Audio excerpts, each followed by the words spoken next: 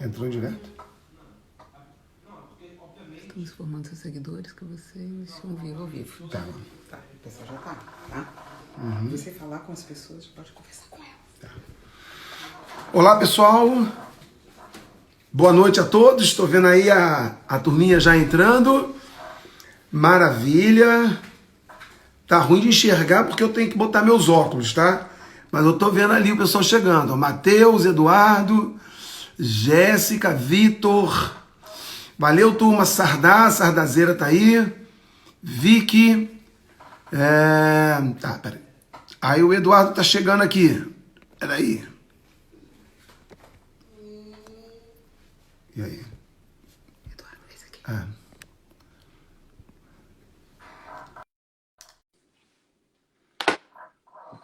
Já abri aí pro Eduardo. O Eduardo tá chegando. Chegou o Eduardo. Chegou o Eduardo. Tudo bem? Pô, tive que entrar de máscara aí, tá aglomerando muita gente no Instagram, cara. Pô, tomar cuidado aqui. O Eduardo tá dando o exemplo certo, que na verdade o Eduardo tá na rua. Ele tá ali numa aglomeraçãozinha, voltou, veio correndo aí para ver a nossa live, para participar da nossa live.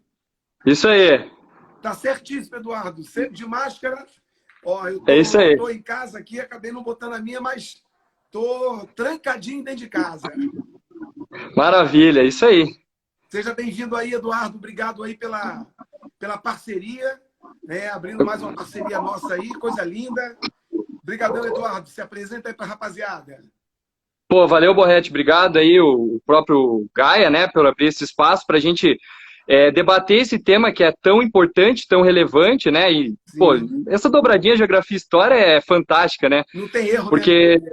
não tem erro, né? Porque a gente vai poder dessa forma, conseguir compreender um pouco mais, né, sobre o contexto das pandemias na história, ver a influência, né, dos aspectos naturais e também da própria sociedade, né, que podem trazer lições, né, pro nosso dia de hoje, né, para entender melhor o contexto que a gente está vivendo, né.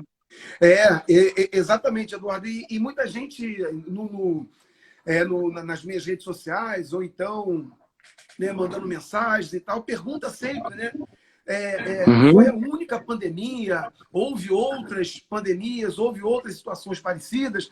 E é uma das nossas intenções de hoje é justamente trabalhar isso, né? Tratar disso aí, né? Se houve outras, como se manifestaram, qual o papel do poder público diante disso, né? E por aí vai.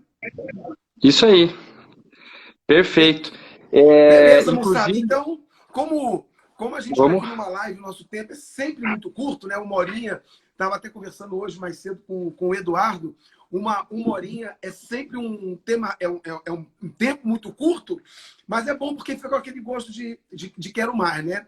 Então, eu vou abrir a nossa live de hoje tratando justamente das pandemias que nós já tivemos aqui ao longo da nossa história. Moçada, é claro que eu não vou falar de todas, rigorosamente todas, porque é impossível, mas eu vou aqui elencar aquelas que são as mais importantes.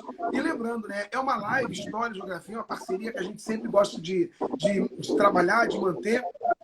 E uma coisa ainda importante é que a gente não vai perder o nosso foco, que é você, aluno de pré-vestibular, sempre.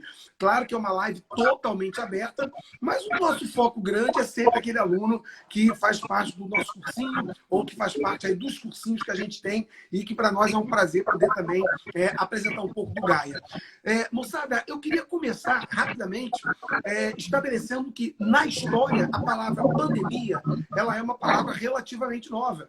E vale a pena a gente pegar, né, o que representa essa palavra e compararmos com as outras, até porque o Eduardo vai comentar um pouquinho também sobre outras doenças que ocorreram e elas não são necessariamente pandêmicas. Então, por exemplo, a palavra epidemia, que é a mais famosa, a mais conhecida, né? Lembrando que aquele sufixozinho vem de demo, que significa povo, né? Igual democracia. Então, epidemia significaria aquela doença que atinge vários povos.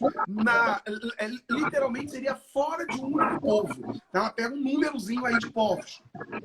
A palavra endemia, historicamente falando, seria dentro de um determinado povo, né? E a palavra pandemia, pan vem de todos, né? Como, por exemplo, jogos pan-americanos. Então, vem de todos, né? Então, pandemia significaria todos os povos. Então, moçada, a palavra epidemia é uma palavra relativamente nova. E eu elenquei com o Eduardo hoje, né, algumas doenças que a gente tem e fizemos um recorte histórico, né? Vamos pegar da antiguidade, passando um pouquinho pela famosa peste negra da Idade Média, chegando na gripe espanhola. Então, moçada, olha só que relevante, né? Quando a gente fala em doenças, na antiguidade a gente nem usava a palavra epidemia. A gente usava a palavra praga.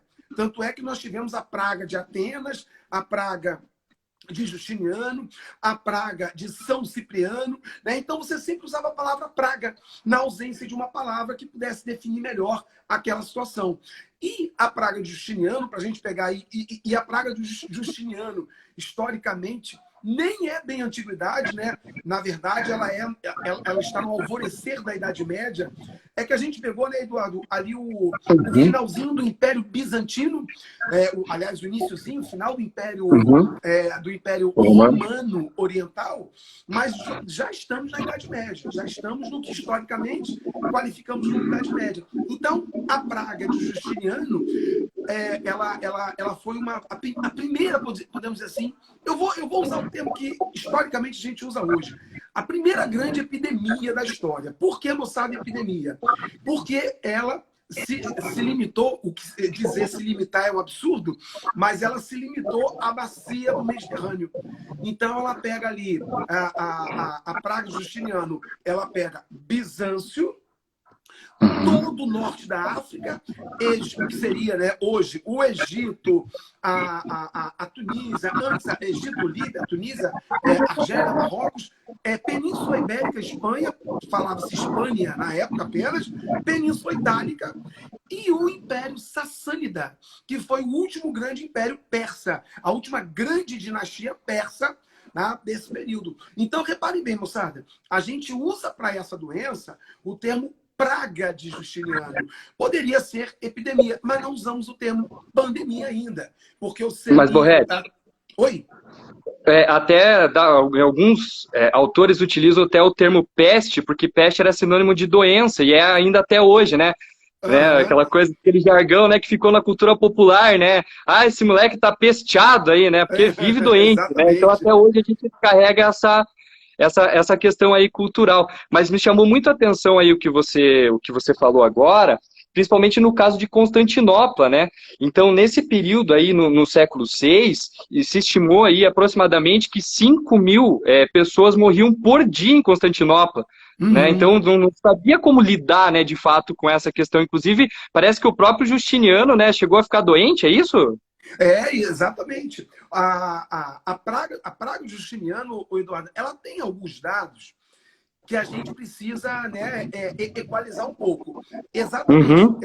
Alguns falam entre 5 e 10 mil mortos por dia, só que esse por dia, alguns historiadores dizem que é no Império todo, outros citam Constantinopla. É um número bastante potencializado, né? 5.000 para Constantinopla. Mas para o Império não seria. Para o Império, podemos falar exatamente nisso. E o próprio, o Eduardo, uma coisa muito curiosa. Vamos comparar com o Covid. Primeiro, o próprio imperador ficou doente. Segundo, o imperador usou recursos do Império para tentar solucionar ou amenizar os efeitos e a letalidade da peste. Terceiro ponto, Eduardo, não tinha gente para você, não tinha mão de obra para você enterrar o cara. Não tinha, então as pessoas ficavam sem sepultamento. E um quarto ponto muito importante, pessoas de prestígio, pessoas ricas, Pessoas do círculo de amizade do imperador contraíam doença, morriam e ficavam insepultas. Por quê? Justamente porque não tinha gente suficiente para fazer o sepultamento. Até pelo próprio risco de contaminação também, né? Isso, não se entendia muito bem como podia se prevenir, né? Até porque, segundo os próprios relatos da história, dizem, né, que essa doença ela estava muito associada aí aos navios que chegavam na região, né, transportando ratos, né? Então as condições de higiene eram péssimas, né? Então era difícil realmente conter. Mas me chamou muita atenção quando você falou assim, você usou o termo que ela ficou meio que cercada naquele espaço, né? Porque por mais que existiam, né, essas trocas comerciais, era um mundo que de fato se conhecia na época. Né? Então levava-se muito tempo para que uma pessoa tivesse contato com muitas outras, né? Muito diferente do que acontece hoje, né? E também uma coisa que eu achei muito legal do que você falou, até dá para traçar um comparativo, né? Então, entre o que você falou, o próprio Justiniano usava recursos do Império para tentar amenizar a situação. E aí a gente já tem, desde aquele período, nem se falava em Estado, porque o Estado moderno surge muito tempo depois, né? Exato. Já uma necessidade da função do Estado. Né? Então, já dá até para estabelecer esse comparativo. Será que isso pode aparecer numa prova? Será que algum maluco assim vai falar, não, eu vou procurar lá na Praga de Justiniano que o Borretti falou na live que eu vi. Será que pode aparecer isso aí, será? Eduardo, eu acredito muito que possa. E aproveitando o teu gancho aí, quando você comentou dos navios, mais uma coisa que eu falei muito rapidamente. Ó, vamos lá, Eduardo. Ó, Praga de Atenas. Praga Antonina. Praga de Cipriano. As duas em Roma, né? Então, Atenas, Grécia, Antonina e Cipriano em Roma, e a Praga de Justiniano. Eu acredito que eles possam, pelo menos a de Justiniano, trazer à tona, trazer à luz. Mas aí, Eduardo, uma coisa que é muito interessante, que é na tua área, diretamente, é que você citou uma situação muito bacana, que é a dos navios que transitam. Exatamente isso. Vamos lá. A Praga de Atenas. Atenas é o centro do mundo mediterrâneo. Né? Então, circulação de navios e comércio. Praga de Antonino, da dinastia Antonina. Né? A Praga Antonina, ela pega o apogeu do Império Romano, circulação de pessoas e produtos. Praga, agora de Justiniano. Bizâncio é o centro de ligação, o Oriente e o Ocidente. Eduardo, peste negra, logo após as cruzadas, bombando o comércio. Gripe espanhola, logo após a Primeira Guerra Mundial. Está todo mundo voltando para casa. E a expansão então, da segunda Revolução Industrial, né? Muito aí comercial, né? Diga aí. Exato, não, e que você citou, né, o próprio contexto da gripe espanhola também com relação aí à expansão da segunda Revolução Industrial, né?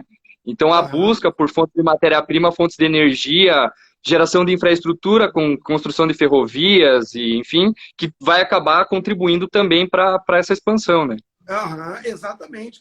E aí, isso aí, Eduardo, já entra e faz um gancho super forte com a geografia, porque você lida com essa imensa circulação de pessoas que você tem a partir do comércio que se intensifica, e a intensidade do comércio gera uma intensificação de pessoas circulando, e essa intensificação de pessoas circulando acaba gerando coisas boas, mas também acaba gerando problemas como as doenças que facilitam, né? Exatamente, perfeito. Perfeito. E a peste negra que você comentou, como é que foi esse processo, Boete? Como é que foi essa situação da expansão da peste negra? Porque ela foi bem pior do que essas anteriores aí que você citou, né? Eduardo, uma coisa bem interessante da gente falar, um dos temas que eu mais gosto de trabalhar, que eu gosto de explorar em sala de aula, é a Idade Média, né? A Idade Média. Inclusive, se eu pudesse hoje, eu já jogava o Pepe, que tá botando um montão de gracinha aí. O Pepe tá ensandecido ali nos comentários. Só não vou mandar o Pepe para queimar na fogueira, porque, esse é um mito. Na Idade Média, ninguém morria queimado na fogueira. Morrer queimado na fogueira era na Idade Moderna. Mas, então, Eduardo, eu queria quebrar alguns mitos legais que a gente tem sobre a Idade Média, que é muito bacana, que é o seguinte. Primeiro, as pessoas veem a Idade Média como uma época muito fechada, né? Não é uma época muito fechada. Principalmente porque a peste negra, vamos esclarecer outra coisa muito importante. A gente não pode pegar os 1000 anos da Idade Média e achar que é uma coisa só. A Idade Média, ela tem uma parte inicial e uma parte final, e a peste negra, ela está nessa parte final da Idade Média. Então, o que acontece nessa parte final da Idade Média, Dudu, já é depois de cruzadas. Então, você começa a ter, com muita intensidade, um comércio. Então, a peste negra, eu falei, a gente costuma falar praga na antiguidade. E você muito bem citou, né, a ideia de peste. Igual o PEP, que é uma peste que está incomodando aí os alunos que querem estudar. Então, tanto praga, e a gente também usa o termo praga, né? Ô praga, some daqui, eu vou praguejar. Então, praga, peste, eram termos que se usavam, depois você deu um caráter mais científico a essa abordagem. Então, a peste negra, que é uma epidemia, porque ela não ultrapassou o Atlântico, ela não pegou a Oceania, mas pegou ali um grupo significativo. Ela pegou só a parte do norte da África, né? Continuou ali nas margens do Mediterrâneo, né? Exatamente. Chegou, né, pegar essa porção ali, né? A peste negra, ela chega, os relatos que a gente tem é dos mongóis. Então vem um mongol que pega a China, que pega a Crimeia, um grupo de pessoas na Crimeia sai da Crimeia e vai para... a Crimeia era dominada por genoveses. Então vai para Gênova, tá? Vai para Gênova e aí se espalha na Europa, Eduardo, na Europa. Aí ela pega todo o norte africano, toda a bacia mesmo, Mediterrâneo, todo o norte africano. E ela ainda pega o leste europeu, várias regiões. E um detalhe, moçada, turma que está assistindo a gente, um detalhe muito importante, é que a peste negra, ela não... Teve lugares na Europa que ela não atingiu. Por exemplo, algumas regiões da Suíça, Alpes, não foi atingido. Algumas cidades suíças, muito pequenininhas, ficaram totalmente imunes a isso. Mas por quê? Porque eram cidades mais fechadas, de pouca relação de comércio, de pouca circulação. E, Eduardo, só para responder uma coisinha que a menina perguntou, se for uma menina, eu estou recebendo meus óculos que eu não quero botar. Porque do nome, né? Por que peste negra? Bom, primeiro, como o Eduardo muito bem colocou, doenças eram chamadas de peste. Peste, coisa ruim, coisa que vem nos perturbar a vida, vem nos incomodar. Isso seria peste. E por que negra? Uma das razões da peste negra é porque a peste bubônica, ela gerava bulbos. Ou seja, a peste bubônica, ela inflamava e ela gerava tumores no pescoço, nas axilas e nas virilhas, principalmente. E esses tumores, eles eram arroxeados, mas muito escuros. Então, daí a ser chamada de peste negra, justamente porque a principal incidência apresentava esses tumores e, em alguns casos, erupções zonas grandes, escuras, daí peste negra. Inclusive, essa peste negra ela foi bastante letal, né? Inclusive, ela chegou a atingir ali 1/3 de toda a população da Europa. Então, uma das consequências do porquê a gente trabalha com ela justamente lembrar dessa questão da letalidade. Se fizer uma comparação, por exemplo, com o contexto que a gente está vivendo de Covid ou outras situações que nós tivemos aí como o SARS, o MERS, né, elas não eram tão letais quanto o contexto da própria peste negra. Mas aí uma coisa que também me chama muito a atenção nessa situação que você falou, você disse sobre o comércio, né? Então, o comércio no Mar Negro e no Mar Mediterrâneo, que acabou difundindo, né, a peste negra, né, que, enfim, era cometidas por conta de uma bactéria, então essas embarcações levavam, né, essa bactéria. E aí, em Veneza, que também é uma das regiões aí de destaque no comércio durante esse período histórico, Veneza foi a primeira região, né, que na verdade se chamava República de Veneza, a adotar aí o isolamento social. né? E essa questão do isolamento social é uma coisa interessante, porque na época, qual que era a proposta, né? Então se dizia que os navios ficariam parados durante 40 dias, né? E aí até poder ter certeza de que os mercadores, né, era seguro que eles descessem e realizassem as suas atividades. Então daí o nome quarentena. Então você vê, né, desse período histórico lá da Idade Média, a gente já tinha a discussão sobre isolamento social. Até antes da live, eu estava conversando com um grande amigo meu, inclusive está assistindo a live aí, o professor Antônio, que é professor de História, mora lá em São Francisco do Sul, tá mal pra caramba, nossa. Né? Tá na praia, né? Tá lá na prainha, lá, curtindo. Ele até estava relatando um pouco, né? Ele falou, pô, tava lendo um artigo sobre o surto de meningite no Brasil em 74, né?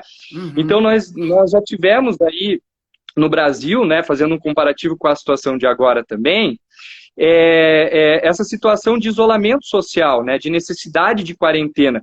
O que chama a atenção que durante o governo da ditadura militar, se tentava, e você pode me corrigir, Borretti, se eu falar alguma besteira aqui, se tentava não divulgar os dados, né, então era proibido falar sobre essa situação na época, até porque não se tinha vacina para todo mundo, não se tinha naquele primeiro momento uma campanha para vacinação, e isso poderia ser ruim, já que a gente vivenciava o período do milagre econômico brasileiro, né?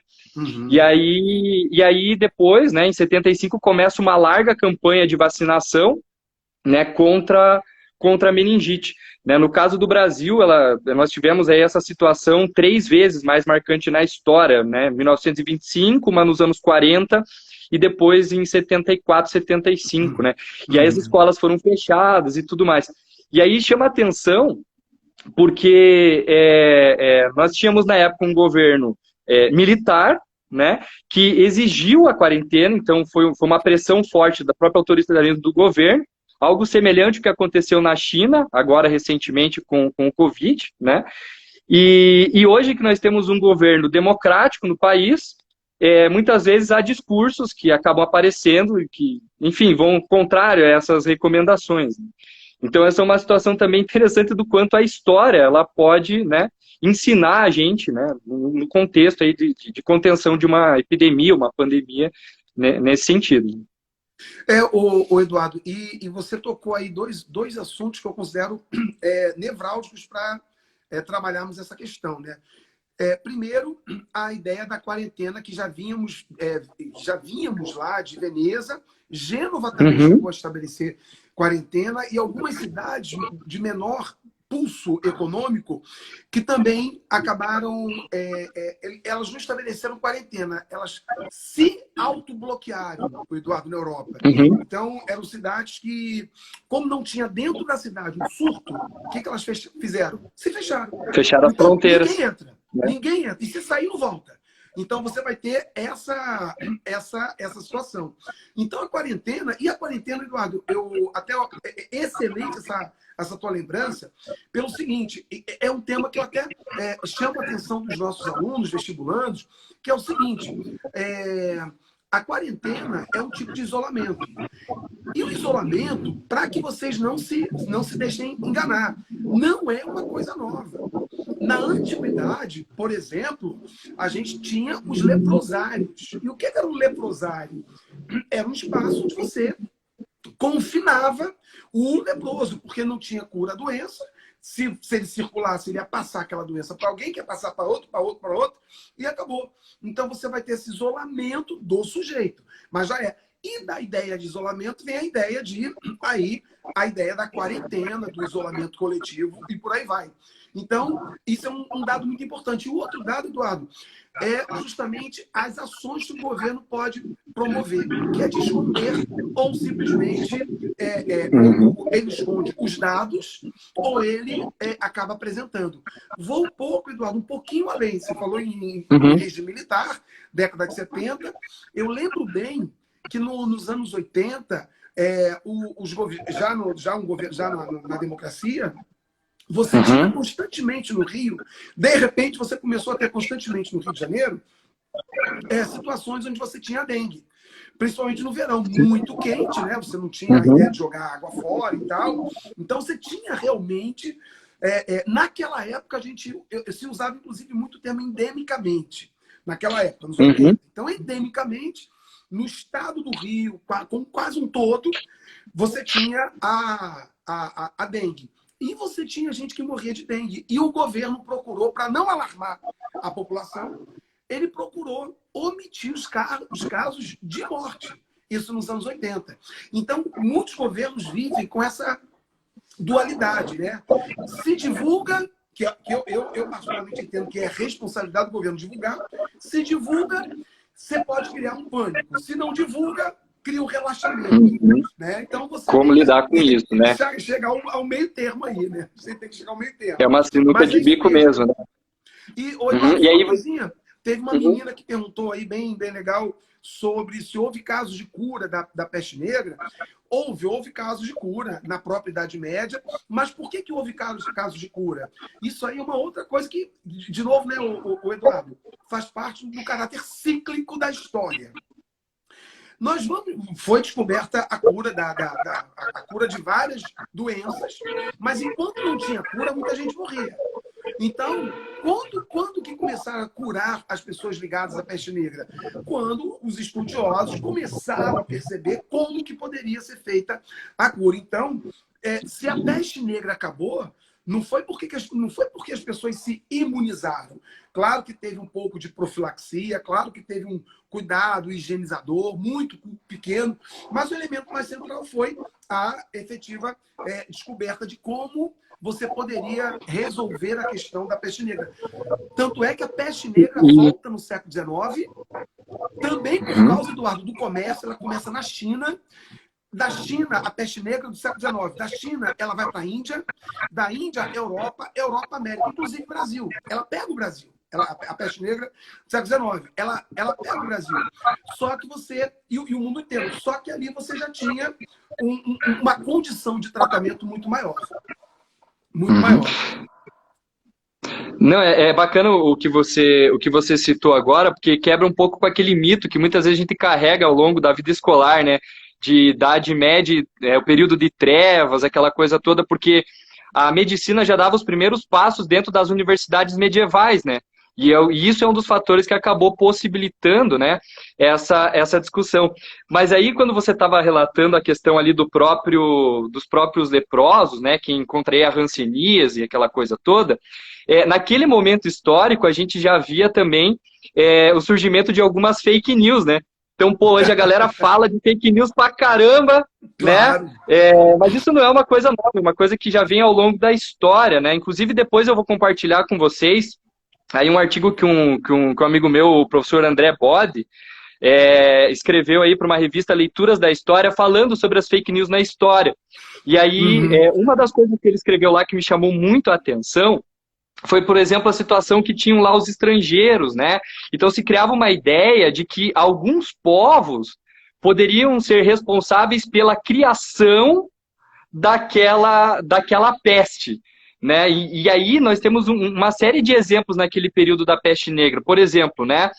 Na Alemanha, na região de Estrasburgo, nós tivemos ali algo em torno de 2.000 judeus que foram mortos porque se ventilava a ideia de que o judeu tinha criado a peste negra. E aí muitos acabaram tendo que migrar em direção à Polônia, foram lá para a região do leste europeu. Então esse é um contexto interessante para observar, né?